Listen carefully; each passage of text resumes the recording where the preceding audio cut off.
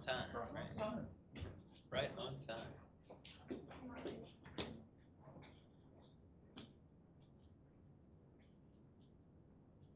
So I asked you to do the turkeys. That's what we're going to review. We're going to go through it.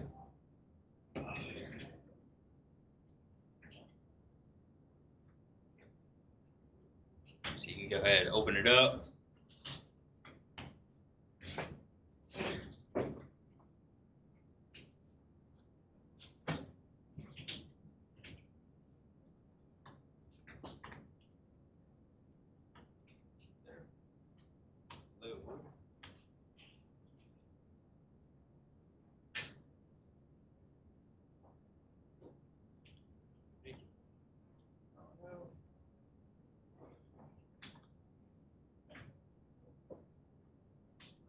Out, reopen it.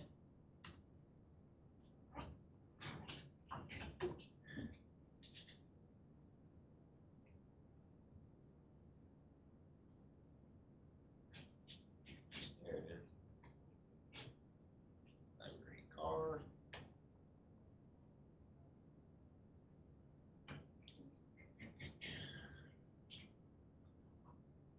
Here we are. All right. Turkeys. Went to HEB, recorded the brand turkey and the weight. And our question was, do certain brands sell larger turkeys than other brands? That's our question. So, what test do we want to run?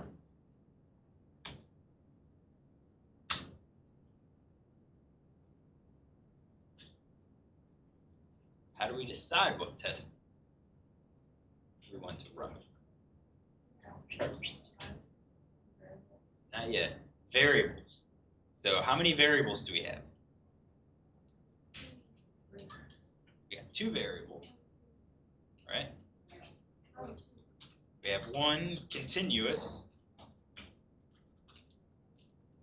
That is our weight. That's our dependent variable. And we have one categorical or nominal variable, and that is brand. So when we see we have 2 variables, one's a categorical, one's a continuous variable. Continuous variable is our measurement variable. That's our dependent variable, and the nominal is the independent variable. So that means then we're going to run an ANOVA. And in this case, we have one nominal variable with 3 levels. So we have 3 levels, which is the 3 brands, Butterball, Riverside, and Honeysuckle. Now, if we only had 2 levels, if we only had 2 brands that we were comparing, what test could we run?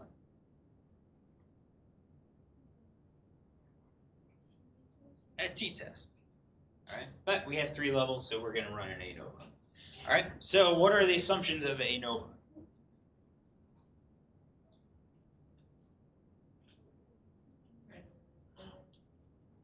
Data are random and independent.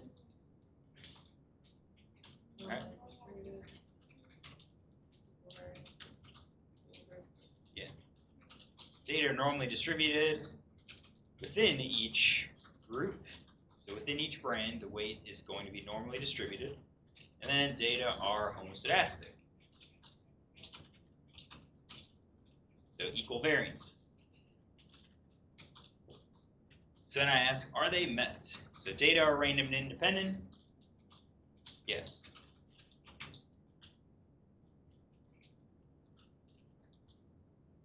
So we're going to assume this is true for this class.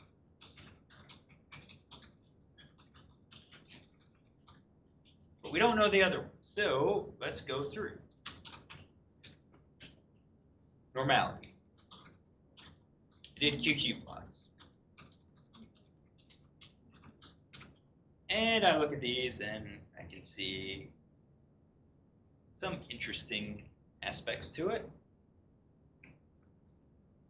but they're kind of hard to see because they're so small. So what I'm going to do is look at the QQ plots individually. So the subset function returns a data set.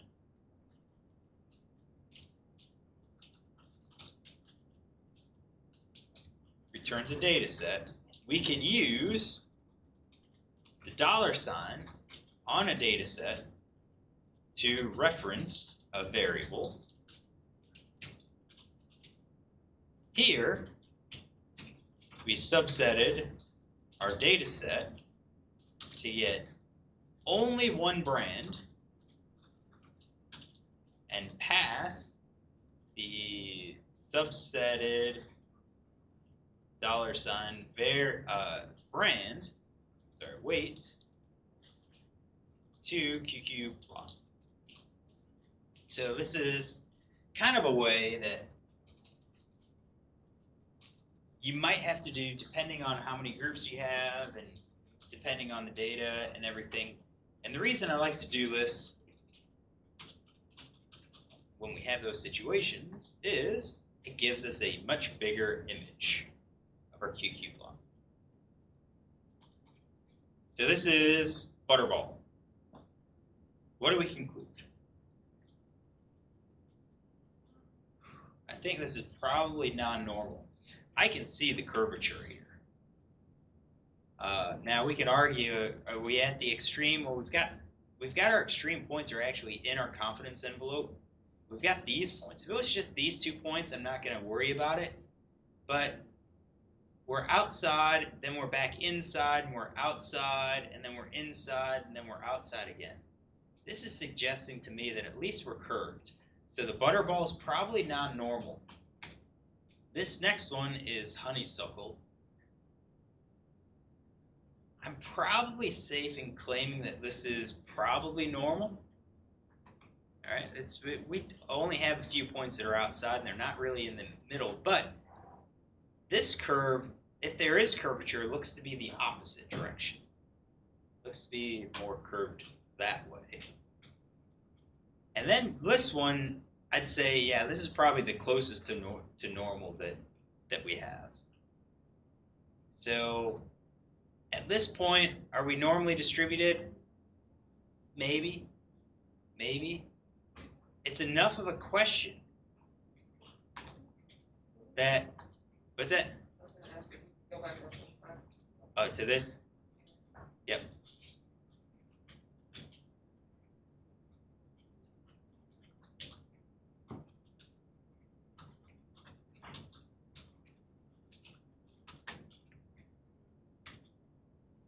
Get your code.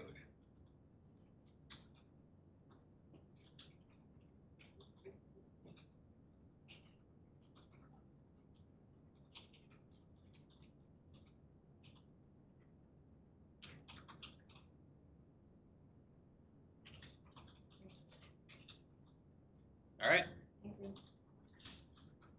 All right, so as I was saying, probably non-normal, slight, probably non-normal. There's enough of a question that I'm going to run Fligner-Killeen test, just to be safe. So with the Fligner-Killeen test, I get a p-value of 0.02. What's our conclusion?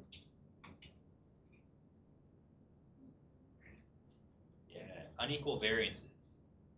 They're heteroscedastic. Now, we talked about Fligner-Killeen and we talked about having less power. Is that going to be an issue for us now?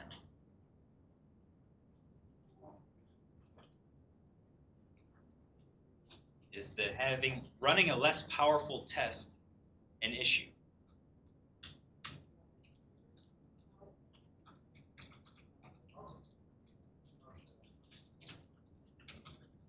Killeen is less powerful than Brown-Forsythe. Right. We always want to use the tests that have the most power. Fligner-Killeen is less powerful. Should we be concerned about that right now with our output?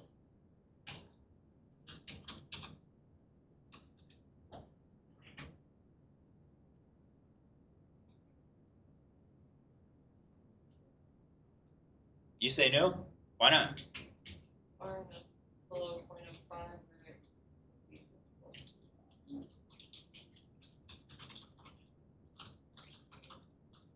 This isn't an issue for us in this problem because Fligner-Colleen found, or Fligner-Colleen gave p less than 0.05. If a less powerful test gives a p less than 0.05, then the more powerful test will always give p less than 0.05.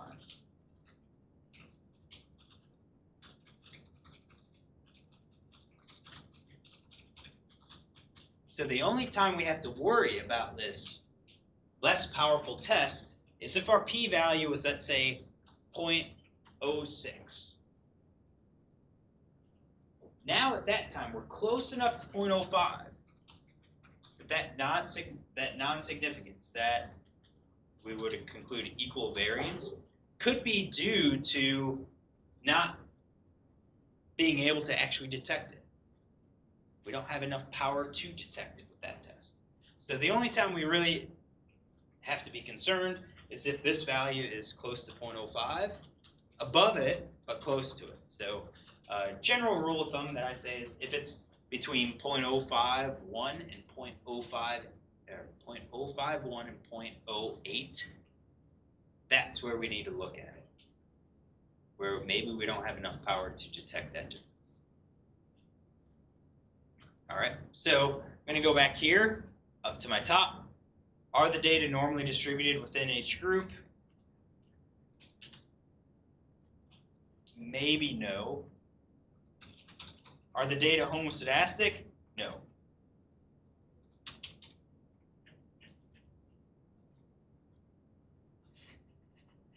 All right. So, what's our options?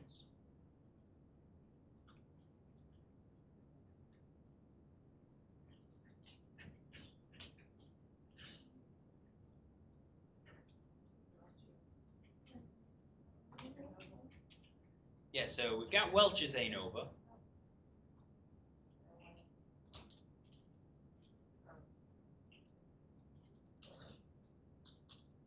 Pairwise, Welch's t-test, and p-value adjustment. Or permutational ANOVA with pairwise permutational t-tests and p-value adjustment. So we've got these two. For this problem, you could probably get away with Welch's. You can probably get away with Welch's. If, however, we go down to our QQ plots, and this one I'm going to say, yeah, this is non-normal. If this next one that has the opposite curvature, if it had a few more points outside, I would say then that we shouldn't use Welch's because our skew is in opposite directions. And Welch's ANOVA will be problematic. Here we're close enough to where Welch's is probably going to be okay. But the intent wasn't to repeat running Welch's ANOVA. We have that on the homework. The intent here was to kind of work through the permutational ANOVA. Do all of the different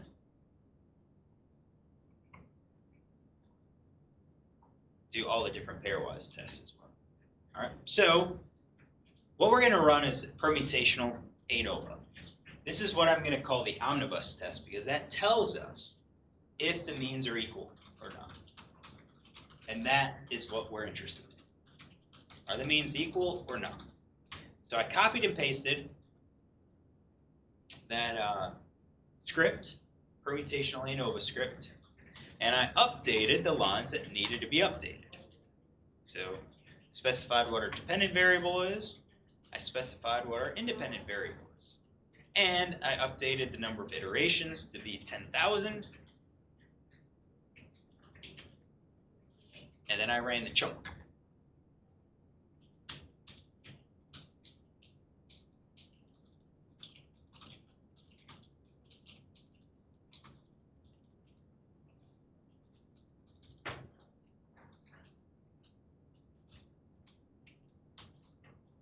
And I get 9.999 e to the negative 5. So, do the weights differ? Yep, remember, null hypothesis is that the means are equal. We get a small p-value, we reject that claim and conclude that the means are different.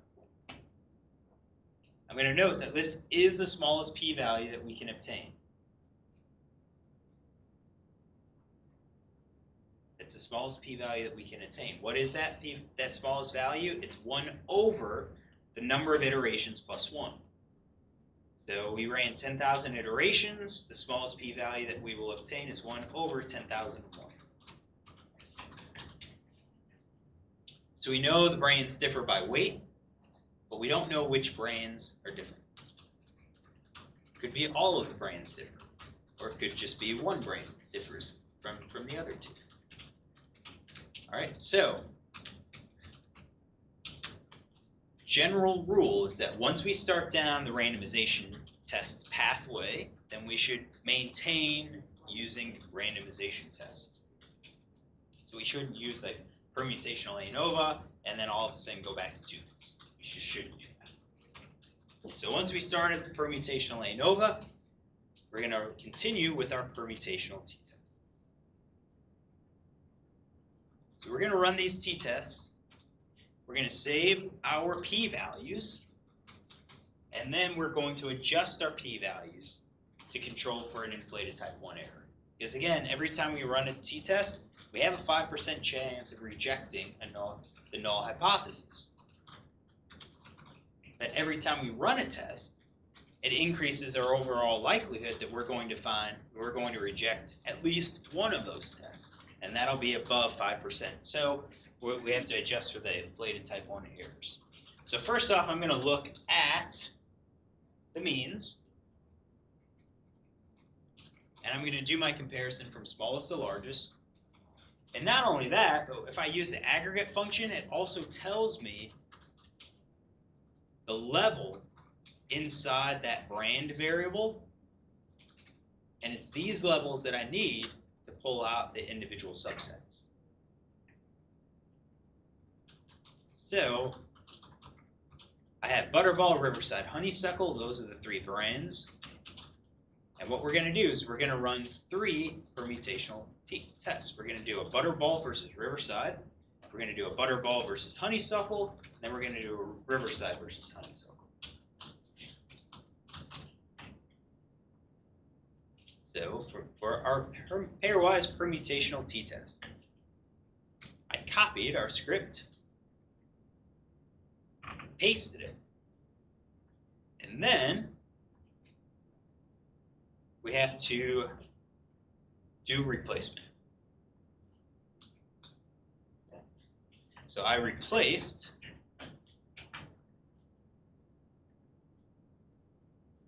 this with weight, so that's our dependent variable. I replaced the x with brand. All right, we already had subdata, and we already had subdata $sign listed. Then we have to replace our data set, so we're taking a subset of the turkeys data set. We are pulling out using the grouping variable brand, so I updated our brand, and we want to look at Butterball and we want to look at Riverside first. So we're taking a subset of our turkey data set, pulling out Butterball, Riverside rows. That gives us subdata, which is a data set with only 2 groups. And then we're going to, from that data set, we're going to pull out the dependent variable weight and the independent variable brand. And we're going to use those to generate our t statistic, our observed t statistic, and generate our null distribution of that t. I ran it once to make sure it worked. And then, once it worked, I copied this part. Once it worked, I knew it worked, I copied it, And then I pasted it down here. All right. Updated or changed Riverside to Honeysuckle. So now we're doing Butterball versus Honeysuckle. And then I copied that one and pasted it down here. And now we have Honeysuckle has to be compared to Riverside, so then I replaced the Butterball with the Riverside. So it was kind of one at a time, copied and pasted, just to make sure that I was doing all my pairwise comparisons. Now, I already know the first one works, so as long as I didn't screw up spelling or the capitalization of these two spots, both of them should work. So then I ran the chunk. Chunk took some time. Chunk took some time because we had 3 different randomization scripts going on. And I get these 3 p-values. Do we look at these p-values yet? Do we look at these and make our interpretation? Not yet. What we have to do is adjust them. So I took those p-values, made a vector of p-val, and then I use p.adjust and method whole.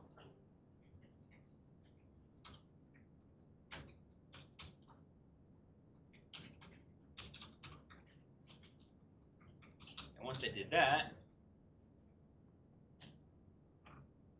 then we get our p-values, and they are all significant, which suggests then that the weights differed across the brands, with Butterball having the smallest turkeys, Honeysuckle having the largest turkeys, Riverside's right smack dab in the middle.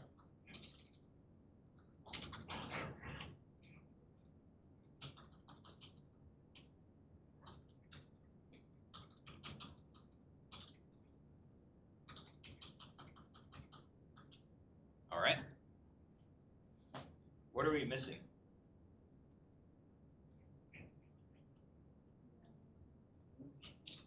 What's that? Yeah. We're missing our write-up. So if you were working this through, you could probably do parts of the write-up at every step along the way, especially for like a research project. I would do that. I'd make a figure, which we didn't make a figure. Yeah, plot, weight as a function of brand, data is turkeys. Get a figure. I'd look at the figure.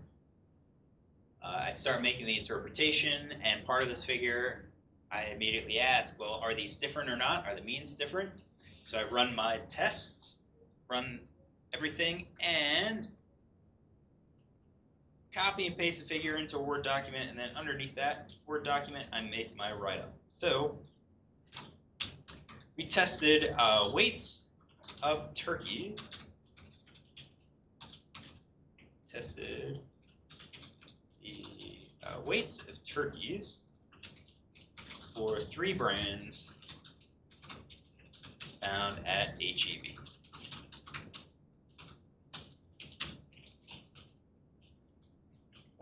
Probably say quantile plot suggests some non-normality of the weights within each brand, and variances are unequal. So Fligner, Colleen, chi-square is, gotta scroll up to the chi-square.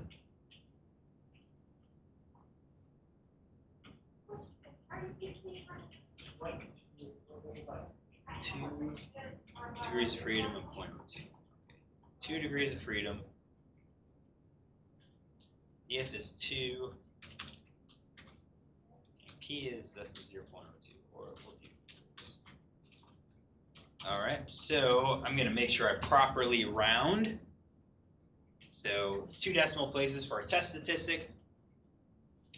Our p-value is greater than 0.01, but less than 0.05. Or actually, probably you could just say it's greater than 0.01, so 2 decimal places. That's sufficient. All right. Permutational ANOVA with 10,000 iterations suggests that the means are different. That the mean weights are different. Do we give an F statistic? No, we don't have to. So I'm just going to say less than 0.0001. So we are at the smallest p-value that we could get, which was at 9.999 e to the negative 5. I don't need to report that. I could just say it's less than 0.0001. Pairwise, permutational t-tests with t-tests, so 10,000 iterations with home p-value adjustment.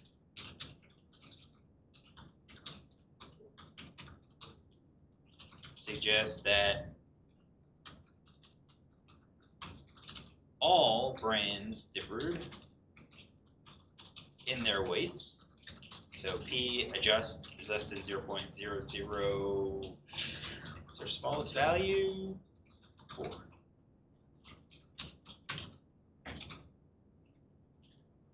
With butterball being the smallest turkeys and honeysuckle having the largest.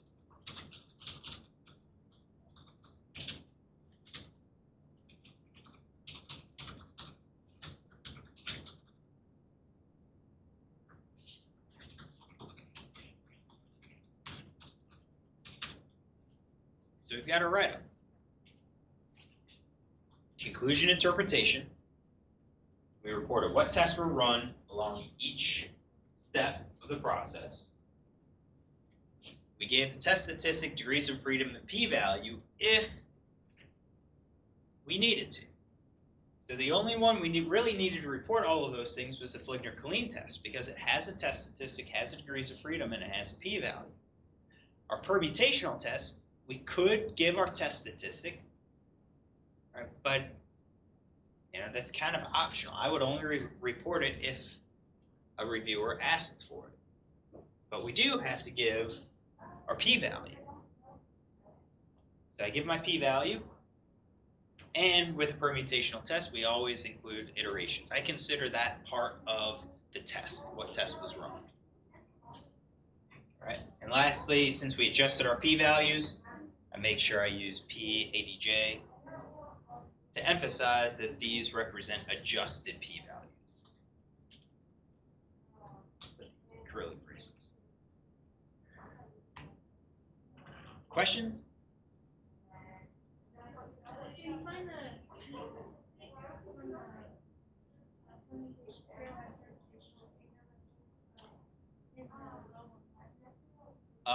the one that appears will be the last one that was run. So if you wanted to pull your T observed for each of these, you'll have to have R reported for you. Okay, that was mine. So I'll put those here and we'll run this and see what we get. We'll look at the output.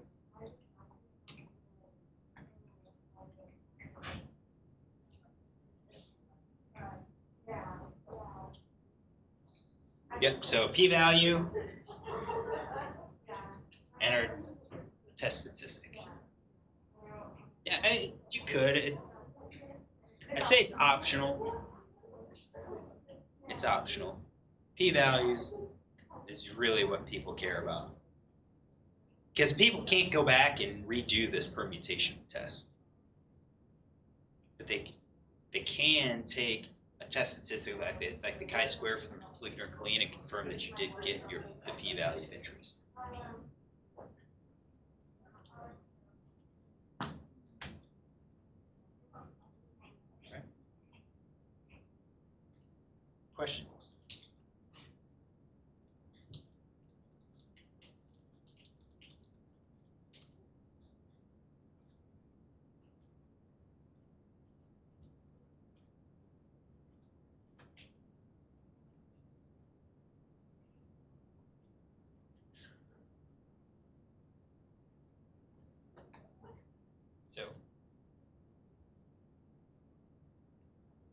test flow diagram.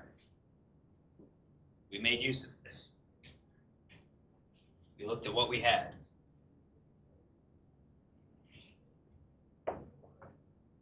We made it to here. This is all of our options. It comes back to the question. What were we asking? We asked for the mean. Are the mean weights similar?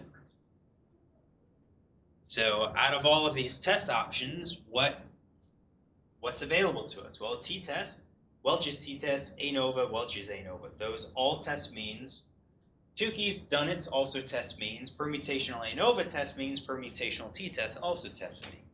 So you've got a lot of things that we can choose. But once we recognize we have 3 levels inside brand, that eliminates all of the T's.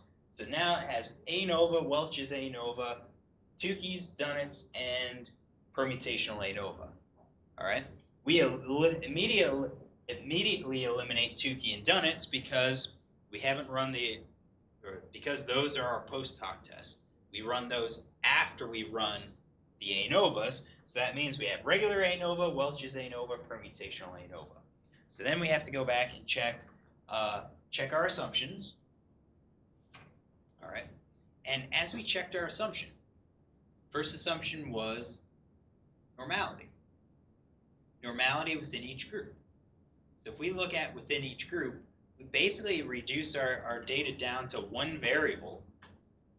It's a continuous variable. It's going to be weight for the butterball turkeys. It's going to be weight for the honeysuckle turkeys. And our options then are these tests. We're interested in testing normality, which narrows it down to Shapiro-Wilk or QQ plots. QQ plots are preferred. That's what we use. Based on the results here, then we go for equal variance. Well, test of equal variance. We have 2 variables, categorical, continuous variable. Of these tests, the 2 that test for variances are Brown, Forsyth, and Flickner-Killeen. Which one we choose depended on our normality conclusion. We ran Flickner-Killeen. So, unequal variances, slightly non-normal, that leads us to our last, which was permutational ANOVA. From there, we have our ANOVA diagram. So, are the means different? We've made it down to here, permutational ANOVA.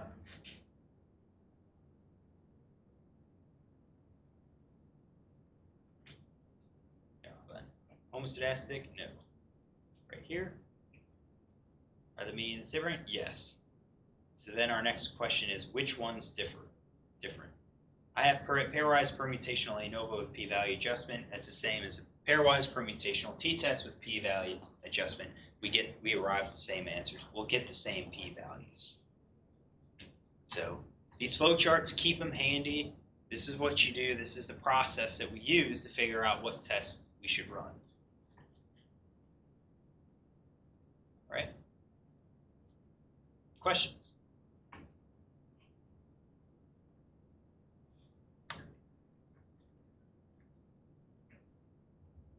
Did you look at the homework?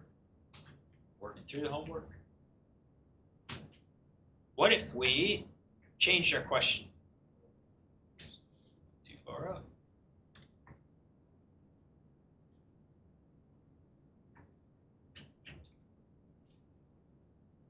What if we changed it?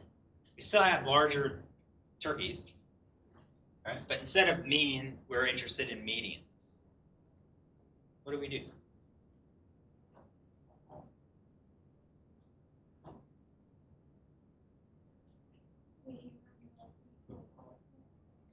Crisco Wallace test is going to be our target. That's what we would try to run.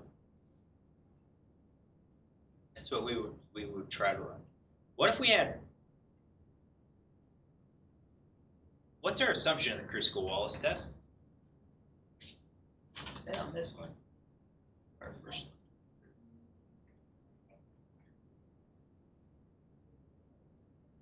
There it is.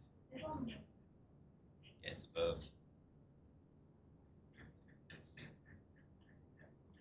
Assumes our variances are equal.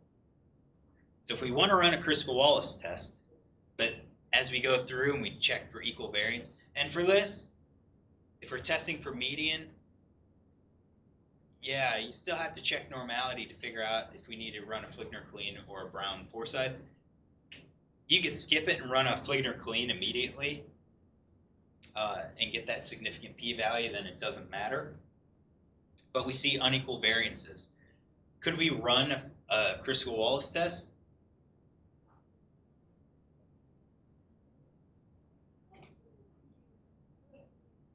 Can we run it? Yeah, we can. Would it be correct? No, it wouldn't. So, yeah, we shouldn't be running it then. How would we test it then?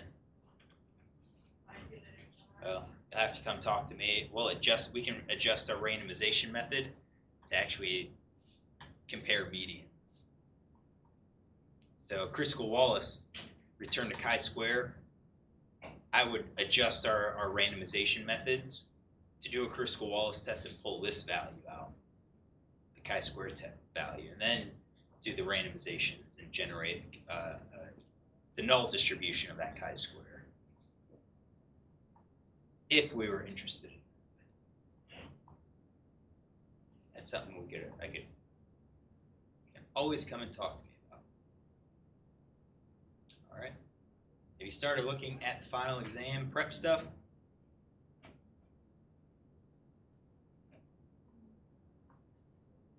Yeah, a little bit. All right. Look through that. I try to work through, especially like the R stuff. The final exam, our application stuff goes live on Friday. All right, it goes live on Friday. And you'll have until Wednesday at 1 o'clock to get it uploaded. That way, if you have issues knitting it, you can ask on the day of the final. We'll be in here. All right, and we can get it fixed. So start working through that. If you have questions, bring your questions to class, or you can email me, and I'll look at the questions and answer via email, and I may also use your question on Friday if no one else has other questions. All right?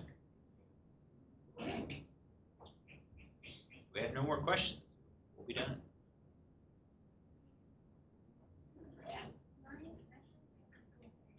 Yeah, a couple of errors. What did they say? Everything factor must have the exact.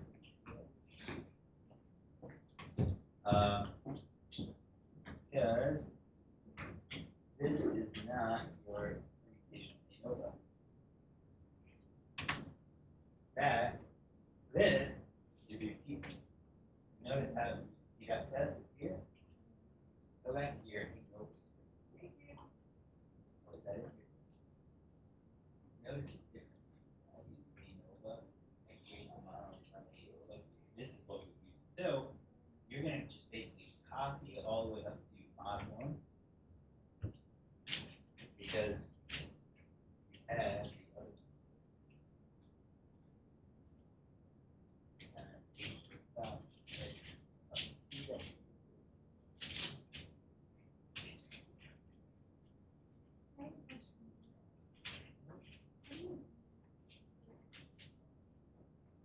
We do our comparison. So if we compare to Wallace, read across, that Wallace column, that's the value comparing those two. You're doing FISA versus DXL, you go FISA across the two. That's the value of those two. But what is the, like, some Yeah, so basically it's going to be, that's the smallest value R will ever report. So it's going to be that value or smaller. But it doesn't matter for us because the smallest we report is 0.2. Yep. P dot adjust. That says could not find P dot adjustment.